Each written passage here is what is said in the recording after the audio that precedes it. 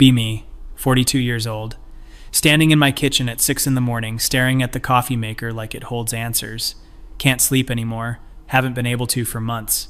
Used to pride myself on needing only 5 hours, powered by purpose and conviction. Now I lie awake, replaying conversations, dissecting where everything went wrong. The coffee maker gurgles, and I realize I forgot to put the carafe underneath. Watch the coffee splatter across the counter, and don't even move to stop it. This feels like a metaphor for something, but I'm too tired to articulate what. Eventually turn it off, and start wiping up the mess with paper towels. Paper towels I bought in bulk because they're more practical, even though I spent years lecturing others about waste. Funny how principles erode when you're just trying to get through the day. Sit down at the kitchen table with instant coffee instead. Tastes like regret, which seems appropriate. Look around at the house I bought myself, the space I cultivated to reflect my values. Bookshelves full of theory and manifestos, art prints from women artists, everything deliberately chosen. It all feels like set dressing now. A stage where the show closed and everyone went home. Check my phone, even though I know I shouldn't. 3 missed calls from my publicist about the podcast interview I was supposed to confirm. 2 emails from the organization asking when I'll finish the keynote speech draft. 1 text from my mother asking if everyone is all right. In that way she has of knowing they aren't, don't respond to any of them. Instead, scroll back through photos from 4 years ago. There we all are at the march, all 5 of us. The kids holding signs they'd made themselves. Olivia was 13 then, already tall and serious. Her sign read, "The future is ours to write." Sophie was 11, gap-toothed and enthusiastic, her sign covered in purple marker and glitter.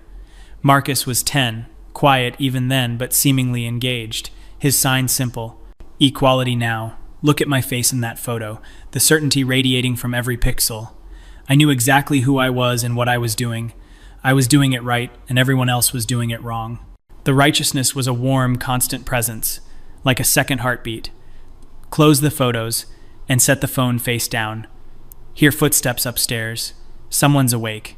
Probably Sophie. She has early morning dance rehearsal. Dance rehearsal. Still can't think about it, without this acidic feeling in my chest. Not anger exactly, though there's some of that. More like watching a building you constructed with your own hands being demolished while you stand there holding the useless blueprints. She comes downstairs in pink, because of course she does now. Everything is pink or lavender or soft yellow. Her hair is in some elaborate braid she learned from a tutorial, makeup already applied with surprising skill. "Morning," she says without looking at me, going straight to the fridge. "Morning, sweetie. Do you want me to make you?" "I'm just having a yogurt. I'm not hungry in the mornings." She's always not hungry in the mornings now, watching her figure for dance, for the aesthetic. I've started and deleted so many conversations about this in my head, about how she's internalizing impossible beauty standards, how she's performing femininity for the male gaze. But I tried those conversations 6 months ago, and they went so badly I still feel the reverberations. She sits at the table across from me, scrolling her phone while eating. I can see her screen reflected in the window, some video of a girl talking about makeup. "How are you feeling about the showcase next month?" "Fine. Good. Mrs. Chen says I might get the lead variation if I keep improving." "That's wonderful, Sophie. I'm proud of how hard you're working." She looks up at me then, something sharp in her eyes. "Are you, though?" "What? Of course I am. You didn't come to the last performance. I had a commitment. I explained that. The conference was scheduled months in advance." "Right, your commitments." She goes back to her yogurt and I feel the familiar helplessness rising. This is how our conversations go now, skating on the surface of things, both of us armed. She finishes and rinses her bowl without being asked, a habit from childhood that somehow survived the ideological earthquake. "Taylor's mom is driving us. I'll be back around 11. Taylor, whose mother volunteers for political campaigns I publicly opposed, who bakes elaborate cakes for every holiday, who embodies everything I've spent my career critiquing. Sophie thinks Taylor's mom is wonderful, has said so explicitly. Okay, have a good practice." She's already heading to the door, bag over her shoulder, moving through the house like I'm just furniture. Watch her leave and finish my terrible instant coffee. Contemplate making real coffee now that I've cleaned up the first disaster.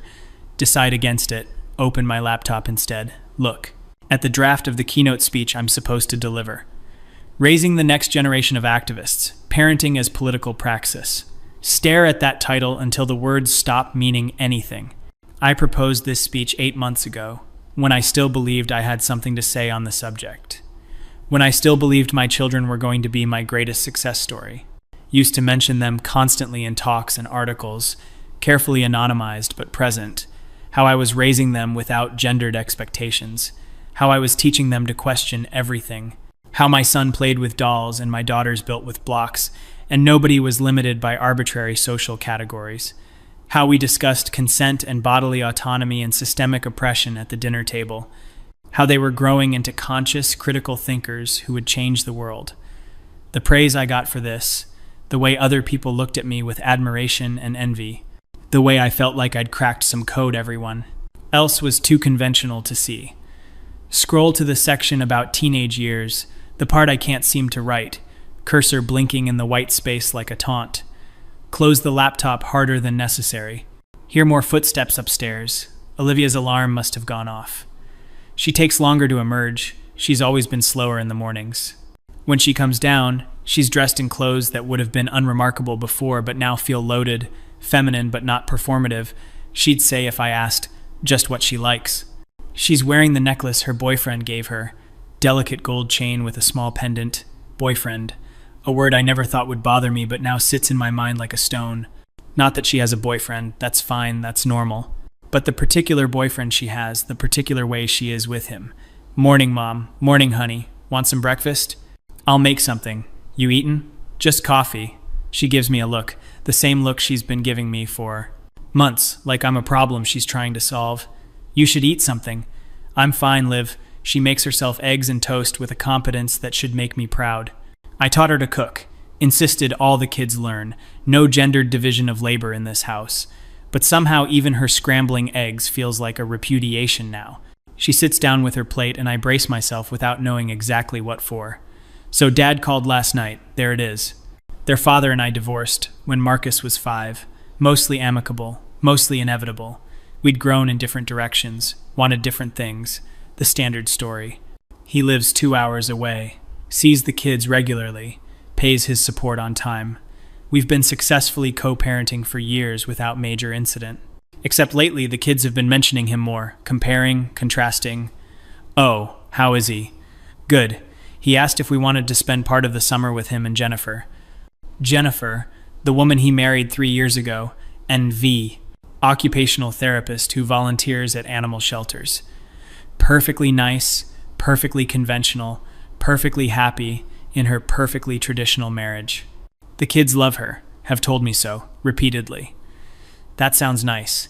You 3 should go if you want to. You always say that. Say what? If you want to. Like you don't care what we do. That's not I'm respecting your autonomy, Liv.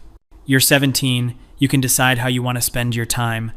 She stabs at her eggs with more force than necessary. Maybe I don't want to always be making autonomous decisions. Maybe sometimes I want you to act like you care. I do care. I care enormously. I just don't want to impose my will on you. Right. Because imposing your will would be authoritarian or whatever. The or whatever lands like a slap. This from the daughter who used to read my articles and ask thoughtful questions, who came to my office and sat quietly doing homework while I worked, absorbing the atmosphere of purposeful labor, who I genuinely believed understood what I was trying to build. Olivia, that's not fair, isn't it? You spent our whole childhood telling us to question authority and think critically and make our own choices, and now you're surprised we're making choices you don't like. I'm not surprised, You just what? You're clearly miserable, Mom. You barely sleep, you're not eating, you walk around the house like a ghost. I'm fine, I'm just busy with work. You're not fine, and it's not just work. We stare at each other across the table, and I see my own eyes in her face. Same hazel color, same shape, genetically linked and ideologically miles apart. I know you're disappointed in us, she says finally, quietly. I'm not disappointed. You are. You're disappointed that Sophie wants to be a dancer and wear pretty clothes. You're disappointed that I'm with Connor and actually like spending time on his family's farm. You're disappointed that Marcus. I am. Not disappointed. I'm just worried you're limiting yourselves based on external pressures and socialization that, see, you can't even help it. We can't just want things. It always has to be because we've been brainwashed by the patriarchy or capitalism or whatever system you're critiquing this week. Stand up without meaning to, coffee cup still in hand. That is not what I'm saying. I have spent my entire adult life fighting to expand the possibilities for people like you, so you could have choices I never had. And yes, it's painful to watch you choose constriction when you could have freedom. Your version of freedom, though. Your very specific definition of what liberation looks like. There are objective measures of, are there, or are there just your measures? Marcus appears in the doorway then, lanky and quiet in his basketball warm-ups. Basketball. Another development I'm still processing. He looks between us, reading the temperature instantly. Bad time? No. Olivia says, standing up with her half-finished plate. I'm done anyway. I have to get to school early for the calculus study group. She leaves her dishes in the sink and disappears upstairs. Marcus hovers uncertainly. You okay, Mom? Yes, honey. I'm fine. Want me to make you something? Nah, I'll grab something at school. Early practice. He's already taller than me. Happened sometime last year. His voice fully changed, shoulders broadening, becoming unmistakably male in ways that shouldn't matter but somehow do. Not because I think masculinity is bad. I've never thought that. That's a mischaracterization of everything I believe. But because he's embracing it so unselfconsciously, so completely, without any of the critical examination I tried to instill. How's the team looking this year? Pretty good. Coach thinks we might make regionals. That's great, Marcus. You could come to a game sometime, if you wanted. The careful way he says it, protecting himself from anticipated rejection. I'll check my schedule. Yeah, okay. He grabs his bag and heads for the door, then pauses. Liv's right, you know, about the eating thing. You should take care of yourself. Then he's gone too. And I'm alone in the kitchen with the dishes and the silence. Look at the clock and realize I've been awake for 2 hours and achieved nothing. Think about the work I need to do, the emails waiting, the speech I can't write. Instead, I start washing dishes mechanically. Used to have a dishwasher, got rid of it during my minimalism phase. Convinced myself that manual labor was more mindful, more intentional. Now I think I just wanted to create more opportunities for suffering to prove my commitment. My phone buzzes with a calendar reminder. Editorial meeting 10 a.m.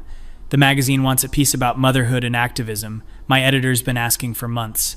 I keep telling her I'm working on it, finding the right angle. Truth is, I've written and deleted the same piece 17 times. Every version reads like a lie.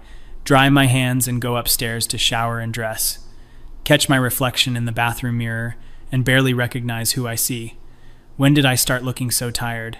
When did these lines appear? Not aging? I don't care about aging. I've written extensively about the tyranny of youth culture. But the exhaustion in my eyes, the defeated slope of my shoulders, shower and water too hot, dress and clothes I don't register, drive to the office on autopilot, park in my usual spot. The building houses 3 nonprofits and a progressive media collective. My office is small but mine, window overlooking the street, walls covered in my own curated activism. Colleagues greet me in the hallway with varying degrees of warmth. I used to think I had real friendships here. Now I wonder if it was all ideological alliance masquerading as connection. The meeting is about the upcoming issue. Everyone pitching ideas with enthusiasm I can't match. My editor looks at me, expectantly, when it's my turn. Still working on the motherhood piece, I hear myself say, Great, we're really looking forward to that one. Your perspective as someone who's actively raising conscious kids is so valuable. Nod and smile and feel like a fraud. After the meeting, I retreat to my office and close the door. Sit at my desk and stare at my computer screen. Pull up old articles I've written, reading them like artifacts from someone else's life, on raising boys without toxic masculinity, parenting beyond the binary. My children are not my property. Autonomy from birth. All of them so certain, so clear about cause and effect. Do this, not that. Raise them this way. Avoid these pitfalls. The implicit promise that if you follow the formula, you'll produce enlightened humans. Scroll through comments. Mostly supportive, some critical. The critical ones used to bounce off me like rain. I was armored in rightness. Now I read them differently, wondering if they saw something I missed. One comment on the article about raising Marcus. Bet this kid grows up with serious issues. Another. These kids are going to rebel so hard. Another. Imagine using your children as props for your ideology. Close the browser before I fall further down that hole. Try to work on the speech. Manage 2 paragraphs before deleting them. Try to answer emails. Get through 3 before losing focus. Stare out the window at people walking by living their unremarkable lives. Wonder if they're happier than me with their unexamined choices. Probably not, I tell myself. Ignorance isn't actually bliss, but I don't believe it the way I used to. My phone rings. My mother's name on the screen. Debate not answering. No, she'll just keep calling. Hi, Mom. Hi, sweetheart, how are you? Fine, just at work. I was thinking about coming to visit next month. Would that be all right? My mother, who has never understood my choices, who raised me in the traditional mode I spent my adult life. Rejecting, who nevertheless loves me in her uncomplicated way, who worries. Sure, that would be nice. How are my grandchildren? They're fine, busy with school and activities. Sophie's still dancing? Olivia mentioned it last time I talked to her. The fact that my children call their grandmother regularly, share their lives with her freely. Yes, she has a showcase coming up. How wonderful. I'd love to come see it if I'm visiting. I'm sure she'd like that. Pause on the line, can feel my mother choosing words carefully. And how are you, really? You sound tired. I'm fine, Mom. Just a lot going on with work. You work too hard. You always have. This is familiar territory. Her gentle criticism of my choices wrapped in concern. Someone has to do this work. I know you believe that. I just worry you're sacrificing too much. Want to snap at her. Defend myself. Recite all the reasons my work matters. But I'm too tired, and she's too genuinely worried. I appreciate your concern. I really do need to get back to work, though. All right, honey. I love you. Love you too. Hang up and put my head in my hands. Sit like that for I don't know how long. Until my neck hurts. Give up on being productive. Tell my editor I'm not feeling well. Drive home early. The house is empty. All 3 kids, still at their various activities. Walk through rooms that feel like a museum, to failed convictions. The toy box I kept deliberately mixed. No separation between dolls and trucks. The kids' bathroom with the gender-neutral products I carefully selected. The bookshelf in the hallway, with age-appropriate books about diversity and justice. All of it still here. Artifacts of who I was trying to create. Sit on the couch and let myself remember when it felt like it was working. Marcus at 6, saying he didn't think it was fair that only girls could wear skirts if they wanted. Olivia at 8, asking thoughtful questions about why some jobs paid more than others. Sophie at 5, confidently telling another child that pink wasn't just for girls. The pride I felt watching them navigate the world with tools I'd given them. The validation every time they parroted back something I'd taught them. When did it shift? Was there a single moment or a gradual erosion? Think back, trying to pinpoint the beginning of the end. Marcus in middle school, coming home from a friend's house talking about video games I'd forbidden, not because of violence, I'd explained, but because of the way they depicted women. The look on his face when I explained this again, like I was speaking a foreign language. Olivia at 14, suddenly interested in clothes in ways that felt different, more intentional. Not just self-expression, but specifically feminine expression, traditionally so. My attempts to discuss it met with eye rolls and door closing. Sophie at 12, discovering dance and falling into it completely. The grace and beauty and performance of it all, everything I'd tried to complicate. Each shift small enough to dismiss, to think it was a phase. But they didn't phase out, they phased in. And then Connor appeared in Olivia's life last year. Polite, conventional Connor from a farming family, planning to take over the family business. Who calls me ma'am and opens doors and embodies a kind of masculinity I've spent my career analyzing and critiquing. Who Olivia looks at like he hung the moon. Who treats her with genuine respect, while also being completely traditional in his values. The cognitive dissonance nearly broke me. Because I couldn't say he was treating her badly, he wasn't. I couldn't say she was unhappy. She was radiant. Could only watch her fold herself into a life I never imagined for her. And when I tried to talk to her about it, really talk about the long-term implications, She listened patiently and then said, "I know all your arguments, Mom. I grew up hearing them. I just disagree. I just disagree." Like everything I'd taught her was just one opinion among many. Like decades of feminist theory and activism and thought could be weighed and found wanting by a 16-year-old in love. The powerlessness of that moment. And Marcus, joining the basketball team despite my concerns about sports culture and masculinity. Coming home with stories about the team bonding and the coach's mentorship. Developing friendships with boys who seemed nice enough but utterly conventional. Starting to care about things like his vertical jump and his sprint time. His body becoming a tool for dominance in a way that should trouble him but doesn't. When I tried to discuss it, he just looked confused. "It's just basketball, Mom. I like it. I'm good at it. Why does it have to be more than that?" Why does it have to be more than that? Because everything is more than that, I wanted to scream. Because nothing exists in a vacuum. Because sports culture perpetuates hierarchies and toxic masculinity But looking at his confused, slightly hurt face, I couldn't continue. And Sophie, my youngest, my baby, who rejected everything I tried to give her wholesale, who wanted princess movies and pink bedrooms and ballet classes, who seemed to instinctively gravitate toward everything I'd worked to expand beyond. Why can't I just like what I like? She asked me once, age 13, after another conversation that went nowhere. "You can," I said. "I just want you to think about why you like it." "I have thought about it. I like it because it makes me happy. Why isn't that enough?" Why isn't that enough? Because happiness without consciousness is just complacency, I thought but didn't say. Because I wanted more for you than just happiness. But what kind of mother wants more than happiness for her children? Sit on the couch as the afternoon light fades, still in my work clothes. Hear the front door open. Sophie, back from rehearsal. She comes into the living room, stops when she sees me. "You're home early."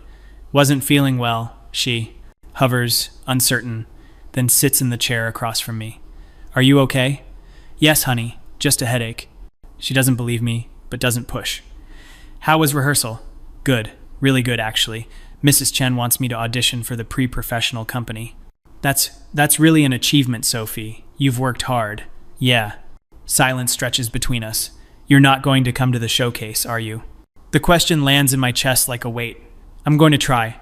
I just have the conference that week and it's okay, Mom. I get it. Your work is important." The way she says it, without rancor, somehow makes it worse. "You're important, Sophie. You're more important than my work." She looks at me with something like pity. "Then why does it never feel that way?" Don't have an answer. She gets up and goes to the kitchen, starts making herself a snack. Watch her move through the space with an ease I don't feel anywhere anymore. "Can I ask you something?" I call. Out. She appears in the doorway with an apple and peanut butter. "Sure. When did you start being unhappy with how I raised you?" She considers this, really thinks about it. "I don't think I'm unhappy with how you raised me. I just don't want to be you." The honesty of it is breathtaking. "Can you tell me why?" She comes back, sits down, looks at me directly. "You're miserable, Mom. You've built this whole life around being right about things, and you work all the time, and you're always angry about something, and you have no joy. I've watched you my whole life and thought, I don't want that. I have joy. When's the last time you did something just because it made you happy, not because it was ideologically consistent or politically important?" Open my mouth and nothing comes out. "That's what I thought," she says, not unkindly. "My work matters, Sophie. The things I fight for, they're important. I know they matter to you, but they're not everything, and the way you do. It's like you think if you're not suffering for it, it doesn't count. That's not true, isn't it? You gave away our dishwasher because convenience was capitalist or whatever. You won't buy decent coffee because the good brands have problematic supply chains. You won't date because men are socialized wrong and relationships are power structures. You've optimized all the pleasure out of your life and called it consciousness. Hearing my life summarized by my 15-year-old daughter, the accuracy of it making me feel flayed. I wanted to show you three that life could be different, that you didn't have to accept the status quo. And we heard you. We just decided we wanted something else. But what you want is the status quo, Sophie. Traditional femininity, conventional beauty standards, all the things that all the things that make me happy, that feel right to me. And maybe that's not consciousness the way you define it, but it's my life and my choice. My choice, weaponized against me. The autonomy I preached coming home to roost. I'm not trying to control you, I know, but you're disappointed in us, all three of us, and we can feel it all the time. She finishes her snack and stands up. I have homework. Feel better, Mom. Leaves me sitting there as the room darkens around me. Hear her upstairs in her room, music playing softly. Marcus comes home next, calls out a greeting, thunders upstairs to his room. Olivia is the last, comes in around 7, finds me still on the couch, turns on a lamp. Mom, have you been sitting here all afternoon? Just thinking. Have you eaten anything? Not hungry. She disappears into the kitchen, comes back with crackers and cheese. Eat something anyway. Obey because it's easier than arguing. She sits next to me on the couch, not touching but present. Sophie texted me, said you guys talked. More like she eviscerated my entire worldview, but yes. Olivia almost smiles. She's pretty direct. She gets perfect. That from me, apparently, along with nothing else. That's not true, isn't it? All three of you have rejected everything I tried to teach you. Olivia is quiet for a moment. We didn't reject everything. You taught us to think for ourselves. We're doing that. But you're not thinking critically. You're just accepting. See, that's the thing. We are thinking critically. We're just coming to different conclusions than you wanted. Eat a cracker mechanically, tasteless in my mouth. I don't understand how I got it so wrong. You didn't get it wrong. You just thought there was one right answer and you had it. There are structural realities, Liv. Systems of oppression that don't stop existing just because you choose not to acknowledge them.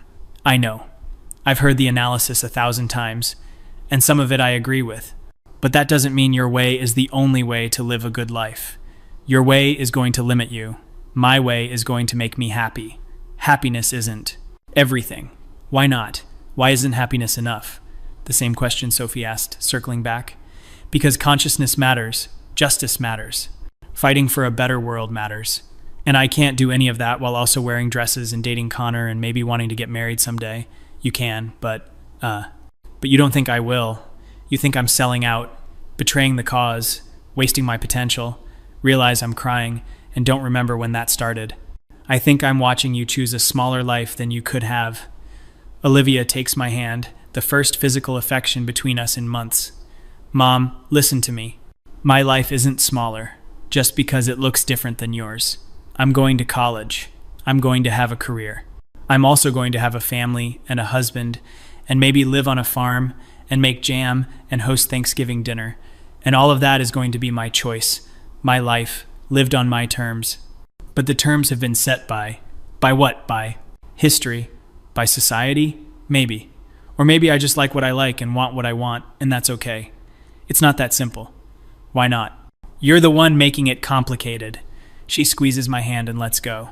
I love you, Mom. Marcus loves you. Sophie loves you. But we can't be your proof of concept. We're just people trying to figure out our own lives. She gets up and heads for the stairs. I'm going to call Connor and then do homework. You should eat more than crackers. Alone, again, in the half-dark living room, pull out my phone and scroll through social media. See posts from colleagues, people I admire, activists doing important work. Used to feel connected to this community, part of something larger. Now it feels like watching through glass. See a friend posted about her daughter getting accepted to an engineering program. Another posted about her son volunteering at a reproductive rights organization. Their children performing ideology correctly, being who their parents intended. Feel a surge of something ugly and envious. Close the app and open my photos instead. Scroll back years, watching my children get younger. There's Marcus at 7, wearing the dress he insisted on for a week. I was so proud of that phase, wrote about it, used it as evidence that kids would reject gender norms if given the chance. The dress phase lasted exactly 9 days. There's Olivia at 9, serious and thoughtful, reading a book about women scientists, who is now reading romance novels and watching cooking videos. There's Sophie at 4, building an elaborate block structure, who now choreographs dances and practices in pink tutus. Keep scrolling back to when they were babies, tiny and helpless and full of potential. when I could still believe they would become exactly who I envisioned, when the future felt like a project I could complete successfully through sufficient effort and correct principles. Remember holding each of them as newborns, making promises that I would raise them free from the limitations I'd faced, that I would give them tools to dismantle oppressive systems, that they would be warriors for justice, conscious and committed. Such certainty in those promises, such conviction that I knew the right way. Get up from the couch finally, body stiff from sitting, heat up some soup, eat it standing at the counter. Can hear the kids in their separate rooms, separate lives. Used to insist on family dinners every night, discussions around the table. When did we stop doing that? Try to remember the last time all 5 of us ate together. Can't. Wash my bowl and go upstairs to my own room, past Marcus's door, slightly ajar. Can see him at his desk, headphones on, doing homework. His room is covered in basketball posters and team photos, evidence of a life I don't fully understand. Olivia's door is closed, but I can hear her voice, talking to Connor, the warm, intimate tone she uses with him. She sounds happy in a way she never sounds with me anymore. Sophie's door is open. She's at her mirror, practicing positions, arms above her head, back arched, the discipline and beauty of it. She catches my eye in the mirror, doesn't stop. "Good night, honey," I say. "Night, Mom." Go to my room and close the door. Sit on my bed, surrounded by my own artifacts. Books I've written, awards I've won, evidence of a meaningful career. Pull out my laptop and open the speech document again. Raising the next generation of activists, parenting as political praxis. Stare at it, and finally let myself acknowledge the truth. I can't write this speech. I can't stand in front of an audience and tell them how to raise conscious children. I can't pretend I have answers when my own children are evidence I don't. Delete the entire document, write an email to the conference organizers withdrawing from the speaking slot.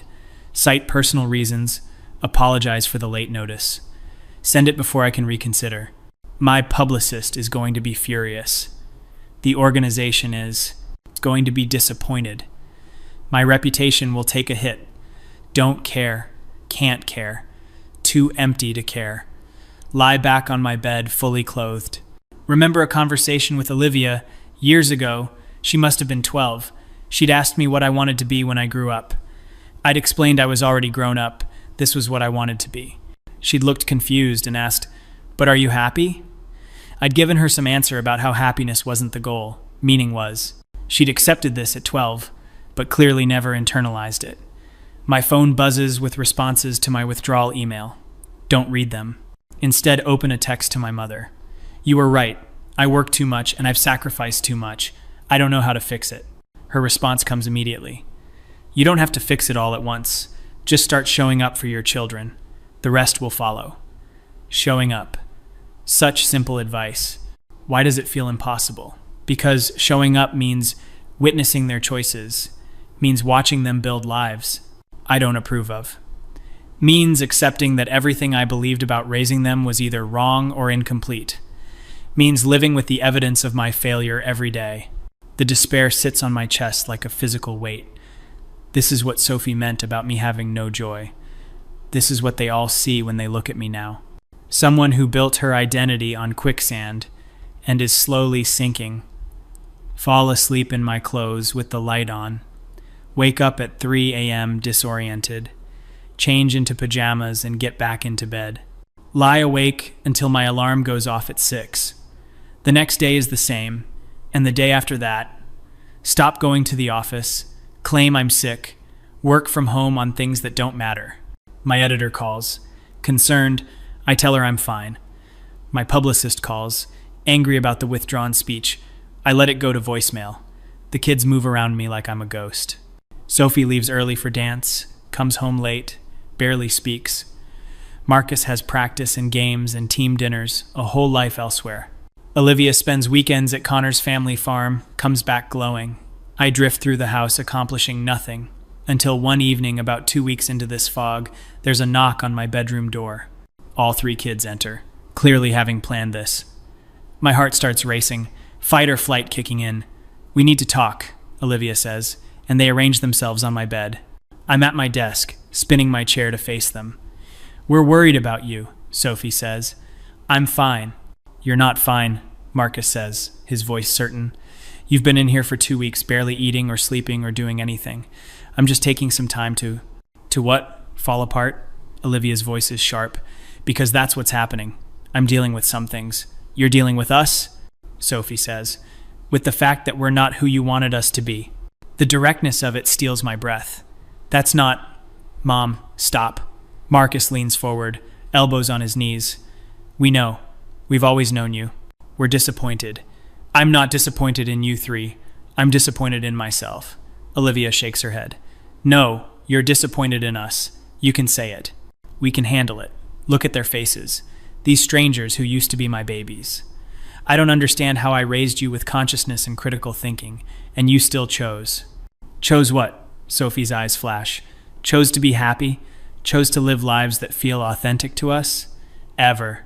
Chose to accept systems and structures that limit you. Or chose to find freedom within them, Olivia says. Did you ever consider that? There is no freedom within oppressive systems. That's definitional. Marcus makes a frustrated sound. See, this is what we're talking about. You can't hear us. You just hear your own theories. I'm listening. Are you? Olivia challenges. Because every time we try to tell you who we are, you tell us we're wrong. That we've been socialized or indoctrinated or we just don't understand. I've given you the tools to understand. You've given us your tools, Sophie says. Your framework, your way of seeing the world. But it's not the only way. Some ways are more conscious than others. According to you, Marcus says. We're all quiet for a moment. You can feel this slipping away from me, whatever this intervention was supposed to be. Do you love us? Sophie asks suddenly.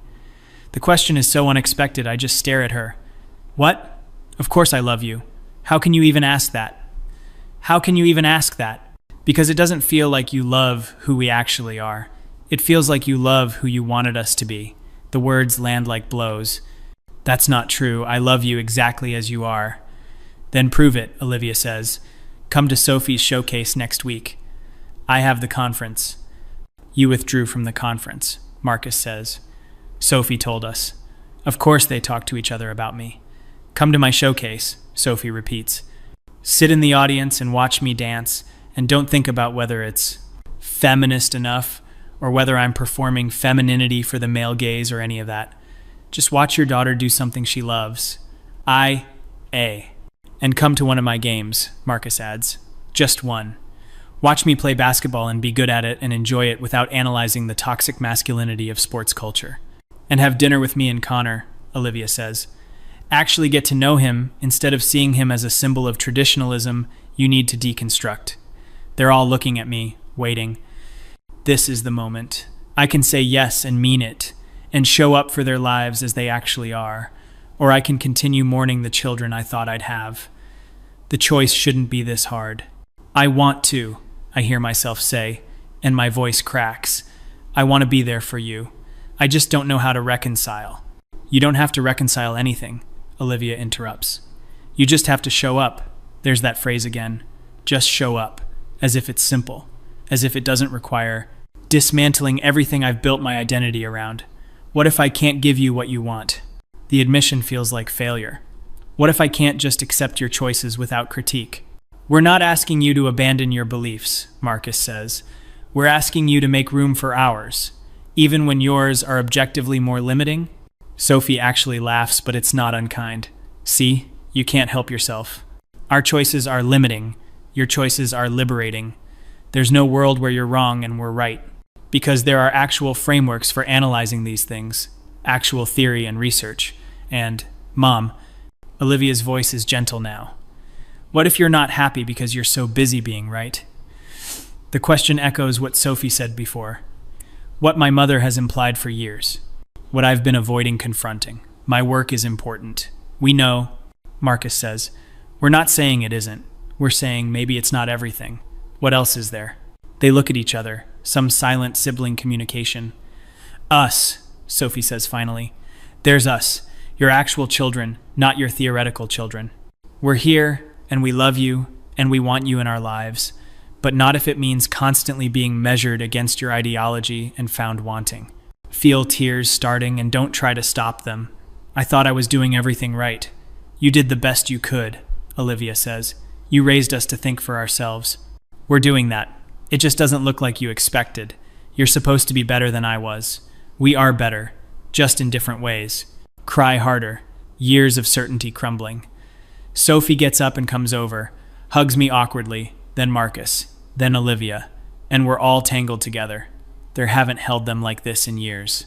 When did I stop hugging my children? They let me cry until I'm empty. When I finally pull back, they're all watching me with something like hope. I'll come to the showcase, I say to Sophie. Front row, and I'll try not to analyze it. That's all I'm asking. And I'll come to your next game. I tell Marcus. Though I can't promise I'll understand what's happening. He grins, and I see the little boy he used to be. I'll explain it to you. And dinner with Connor, I say to Olivia, though the words taste strange. When? This weekend? Saturday night? Okay, Saturday night. They're all smiling now, careful but genuine. We should let you sleep, Olivia says. You look exhausted. They file out and I'm alone again. But it feels different, somehow. Less like abandonment, more like space. Get into bed, and actually sleep through the night for the first time in weeks. Wake up to sun through the window and texts from all 3 kids. Sophie, thanks for agreeing to come, Mom. Marcus, game is at 7 on Friday if you can make it. Olivia, Connor is really nervous about dinner, lol. Respond to each of them with simple affirmations. Get up and make real coffee, eat actual responder. Breakfast. Open my laptop and look at the work I've been avoiding. Write an email to my editor explaining I need to take a leave of absence. Not forever, just time to recalibrate. She responds with understanding and concern, tells me to take care of myself, spend the next few days in a strange limbo. Not working, but not quite living either. Trying to figure out who I am if I'm not the person I've been for 20 years. Friday comes and I dress for Marcus's game. Jeans and a sweater, nothing special. Arrive at the gym early, find a seat in the bleachers. Other parents around me, chatting and laughing. I realize I don't know any of them, have never come to these. Marcus spots me during warm-ups. His whole face lights up. Waves, and I wave back. The game starts, and I'm completely lost. People are yelling things I don't understand. The ball moves so fast I can barely track it. But Marcus is good. I can see that, even with my limited understanding, he moves with confidence and skill, working with his team. There's joy in how he plays, pure, uncomplicated joy. He scores and his teammates swarm him, celebrating. Find myself on my feet, cheering with everyone else. He looks up at me and grins. In that moment, I'm not thinking about sports, culture, or masculinity or any of it. I'm just watching my son be happy. They win, and afterward Marcus finds me with his teammates. Mom, this is everyone. Guys, this is my mom. They're polite, respectful, typical teenage boys.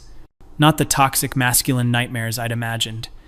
Just kids playing a game they love. You were really good, I tell Marcus. Yeah, you think so? I have no idea what I'm watching, but yes, you were good. He laughs and hugs me, sweaty and happy. Thanks for coming, Mom.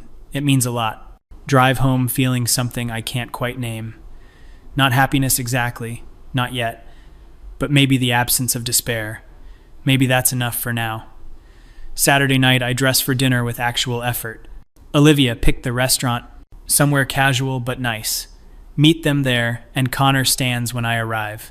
Shakes my hand formally. It's nice to see you again, ma'am. We've met before but barely interacted, I've made sure of that. He's tall and solid, hands rough from farm work, earnest face. We make small talk while we wait for a table. He asks about my work, seems genuinely interested. Talks about the farm, about his plans for sustainable practices. I'm waiting for him to say something objectionable, reveal his traditionalism.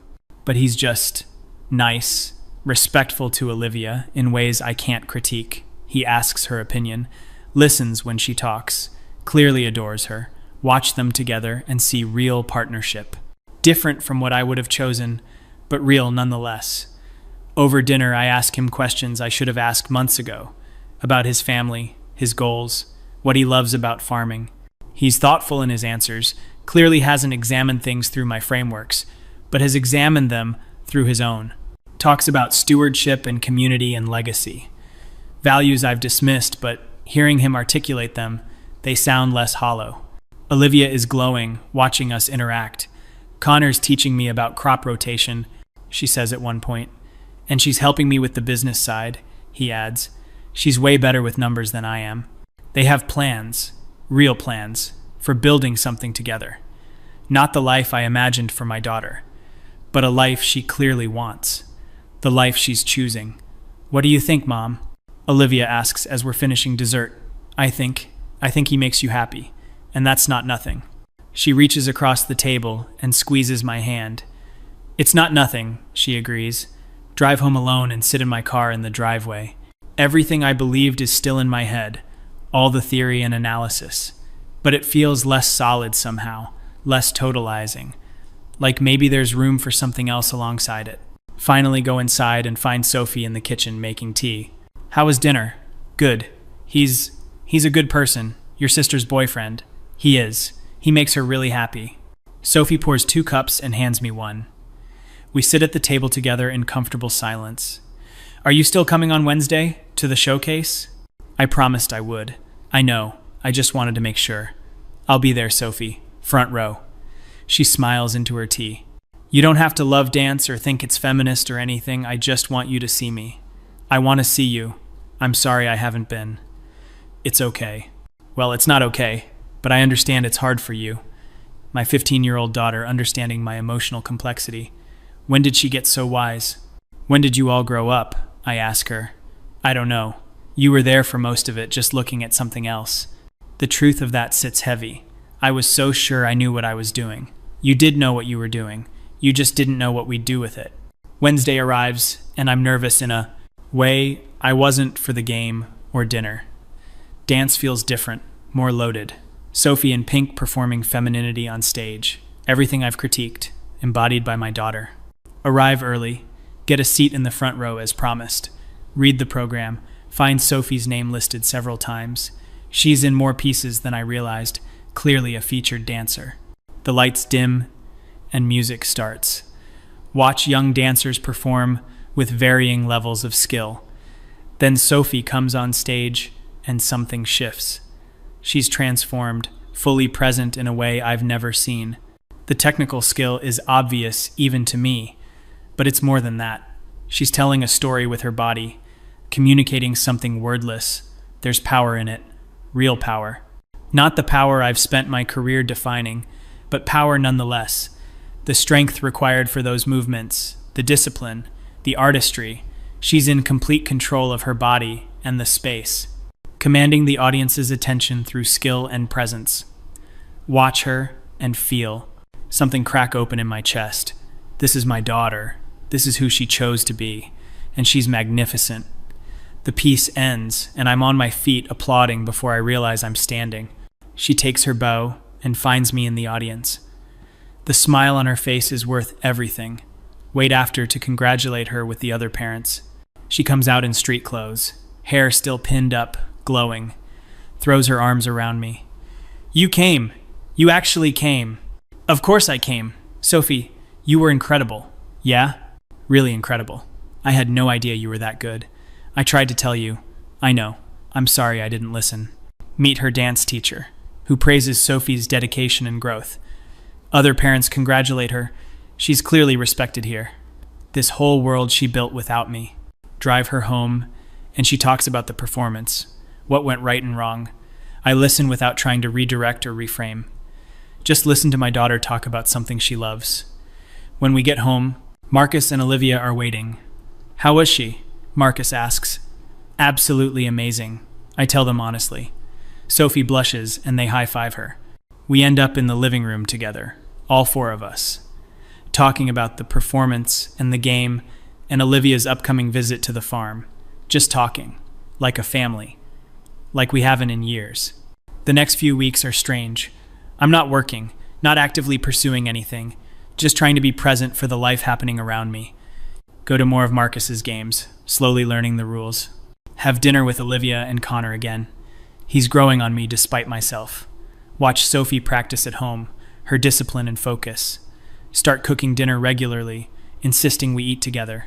The kids are surprised but willing. Conversations are stilted at first, we're all out of practice. But gradually they warm up, sharing their days. I practice listening without correcting or contextualizing. It's harder than any work I've ever done. One evening, Olivia asks what I'm going to do about my career. I don't know yet. Are you going to quit? I don't think so. I still believe the work is important. But, Sophie prompts, but maybe I need to hold my beliefs differently, less tightly. What does that mean? Marcus asks. I'm not sure yet. Still figuring it out. Olivia nods slowly.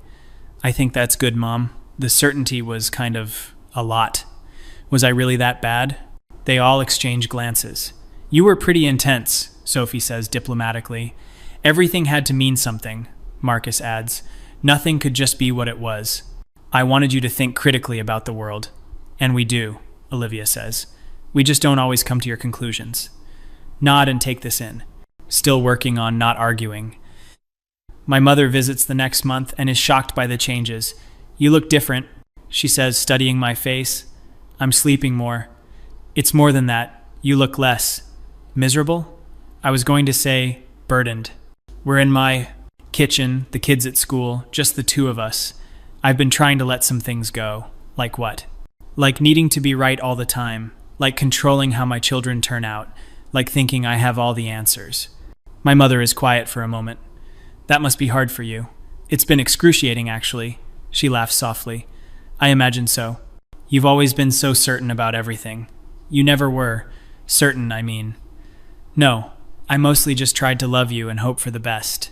I thought that was lazy parenting. I thought I was better because I was intentional. And now? Now I think maybe you understood something I didn't. She reaches across the table and takes my hand. Your children are wonderful, sweetheart. All three of them. They are. They're not what I planned, but they're wonderful. Maybe that's the point. She stays for a week, bonds with the kids in ways I envy. They're easy with her, relaxed, themselves.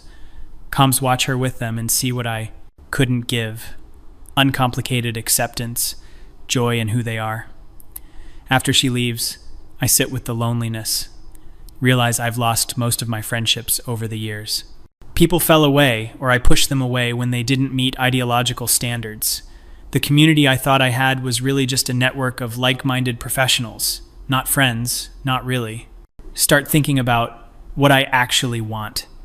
Not what I should want, not what's politically important, but what would make my life feel less hollow.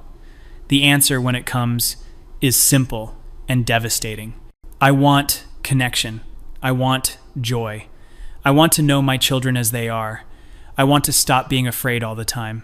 Afraid that pleasure is complacency, that happiness is ignorance, that acceptance is complicity. Start working with a therapist, something I resisted for years. Because therapy was for people who couldn't think their way through problems. But thinking hasn't solved this. She asks what I'm afraid of, and I can't answer at first. Finally, I'm afraid that if I let go of being right, I'll have nothing left. What if there's something else underneath? What if there isn't? Work on this in session after session. Slowly, painfully, examining what I built my identity on. The therapist doesn't tell me my beliefs are wrong, but helps me see how I've weaponized them against connection. How being right became more important than being loved. How I chose ideological purity over human messiness. Months pass and I start writing again. Not articles or speeches, just for myself. Trying to make sense of what happened. How I got from there to here. Write about certainty and how seductive it is. Write about raising children as if they were projects instead of people. Write about the difference between principles and rigidity. Write about my children with honesty for the first time. Who they actually are, not who I wanted them to be. Sophie reads what I'm writing one day when I leave it open, comes to talk to me about it. This is really honest, Mom. Too honest? No, it's good. It's real. I'm thinking about maybe publishing something, eventually, not the usual venues. What would you say? That I got a lot wrong, that ideology without love is just cruelty, that my children taught me more than I taught them. She sits with this. Will your people hate you for that? Probably some of them. Is it worth it? I think it might be. I think maybe someone else is where I was and needs to hear they can choose differently. She hugs me suddenly. I'm proud of you. Coming from her, it means everything. Olivia announces she and Connor are engaged on a random Tuesday. She's 17, which seems impossibly young. But she's calm and certain and happy. My immediate instinct is to object, to list all the reasons this is too early. Take a breath and just hug her instead. Congratulations, honey. You're not going to tell me I'm too young? You are very young, but you're also thoughtful. And you know, your own mind. We're not getting married until after I finish college, Connor insisted. That's good. That's smart. She studies my face. You really mean it? The congratulations? I'm trying to. I'm happy if you're happy. I am happy, Mom. Really happy. Watch her call Connor to tell him I didn't freak out. His relief is audible, even from across the room.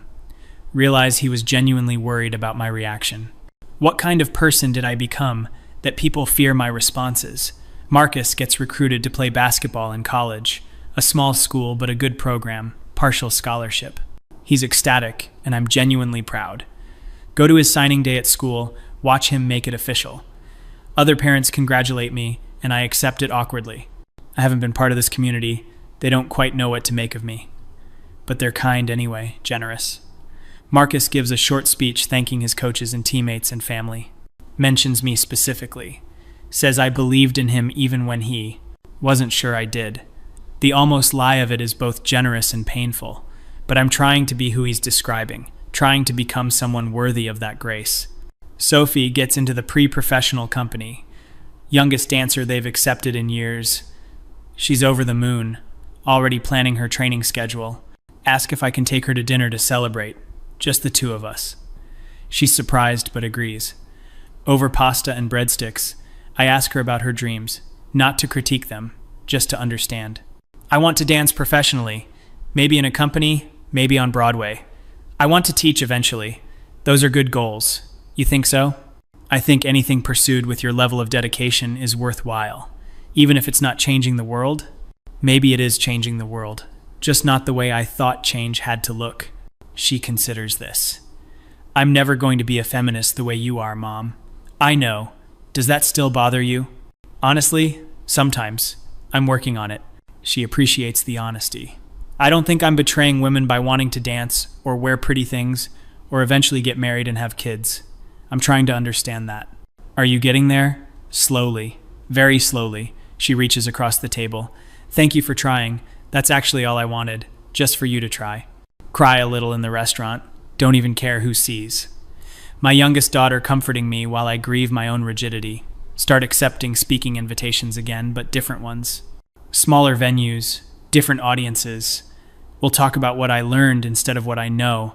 Talk about the gap between theory and practice, ideology and love. Some people are angry, say I've sold out or given up. Others message me privately saying they relate. They've struggled too. One woman writes about her own estrangement from her adult children. I thought I was doing everything right too, she says. Help her as much as I can, share what I'm learning. Realize this. Honesty might be more valuable than the certainty I used to project. My career shifts, become smaller but maybe more meaningful. Less about platform, more about genuine connection and exploration. Write a piece about ideological parenthood and its costs. The most honest thing I've ever written.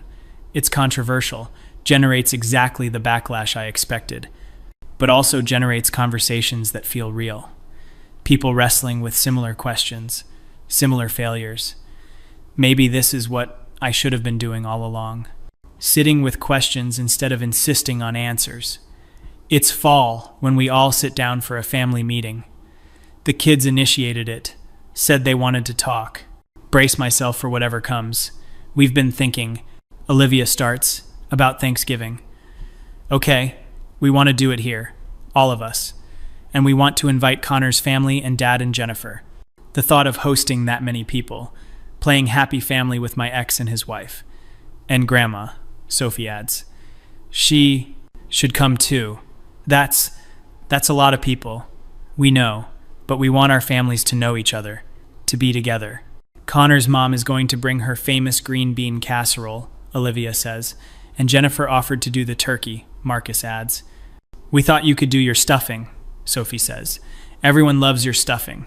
They're all looking at me hopefully. This picture they're painting of blended families and connection. Everything I used to think was compromise and settling. But looking at their faces, the hope and love there. Okay, I hear myself say. Let's do it. They cheer and start planning immediately, talking over each other about who will bring what, how to arrange seating. I sit back and watch them coordinate this life they want. This big, messy, traditional, joyful life. And try to find my place in it. Thanksgiving comes and the house is chaos. Connor's family arrives first, friendly and warm. His mother hugs me like we're old friends, even though we've barely met. My ex and Jennifer come next, bearing wine and appetizers. The kids are everywhere, helping cook, setting up, mediating introductions. My mother arrives last and surveys the scene with undisguised delight. Well, isn't this wonderful, she says. Dinner is loud and crowded, and nothing like the quiet, intentional meals I used to insist on. Connor's father tells long stories about farming. Jennifer and Olivia bond over recipes. Marcus and my ex talk basketball. Sophie shows my mother her latest choreography videos. I mostly listen, watching my children navigate this gathering they created. Connor's mother asks about my work and seems genuinely interested. Doesn't agree with all my positions, but engages thoughtfully. We have an actual conversation, not a debate. It's surprisingly pleasant. After dinner, helping clean up in the kitchen with the other women, something I would have analyzed and critiqued before. But right now, it's just people helping, talking, connecting. Your children are wonderful, Jennifer says quietly. You should be very proud. Thank you. They're pretty great. Olivia talks about you all the time. How hard you've worked to understand them lately. Surprised she shares that much with her stepmother. I'm trying. It shows, and it matters. Later, everyone's in the living room, full and happy. Sophie suggests charades, and suddenly we're all playing, watching my mother act out movie titles while Marcus guesses. Seeing my ex and Connor's father laugh together. Olivia and Connor curled up on the couch, so clearly in love it hurts. Sophie, in the middle of everything, orchestrating and organizing. This is what I almost missed. This messy, imperfect, traditional, joyful gathering. Because it didn't match my vision of what liberation should look like. After everyone leaves, and it's just the 5 of us cleaning up. That was really nice, you guys. Thank you for organizing it. You're welcome, Olivia says. We were thinking maybe we could make it a regular thing. I'd like that. Finish cleaning in comfortable silence, working together. Marcus takes out the trash without being asked. Sophie loads the dishwasher we bought last month. Yes, I bought a dishwasher. Small surrenders everywhere. Olivia wipes down the counters and I wash the serving dishes. Mom, Sophie says as we're finishing up. Yeah, are you happy? The question she asked me years ago. The one I deflected. Think about it honestly before answering. I'm getting there. I'm not miserable anymore. That's something. That's a lot, actually, Marcus says. Are you glad we pushed you? Olivia asks. To change, I mean? Yes, even though it's been one of the hardest things I've ever done. Harder than writing a book, Sophie teases. So much harder. Books don't talk back. They laugh and finish cleaning. Hug each of them good night, holding on a little longer than necessary. They don't pull away. Sit alone in the quiet house after they've gone to do. Bed. House full of the evidence of the day. Dishes drying, leftovers in the fridge. Think about where I was a year ago, drowning in regret, uncertainty, and isolation. Still not sure I have this all figured out. Still sometimes feel the pull of my old rigidity, my old answers. Still sometimes look at my children's choices and want to argue. But I'm learning to sit with discomfort. Learning that love is more important than being right. Learning that my children are not my legacy or my proof of concept. They're just people trying to build good lives. And maybe that's enough. Maybe that's everything. Open my laptop and start writing. Not for publication, just for me. Trying to capture this feeling before it slips away. the feeling of being wrong and being loved anyway, of certainty crumbling and finding something truer underneath, of children who grew up despite me, not because of me, who had the grace to keep trying with me even when I made it hard. Write until my eyes are heavy. Go to bed in a house full of people I love who don't agree with me, and somehow, impossibly, sleep better than I have in years. The despair hasn't fully lifted. Probably never will completely. But it's not devouring me anymore. I'm learning to live with it, alongside joy and connection and uncertainty, learning that maybe this is what it means to grow, not having all the answers, just showing up anyway.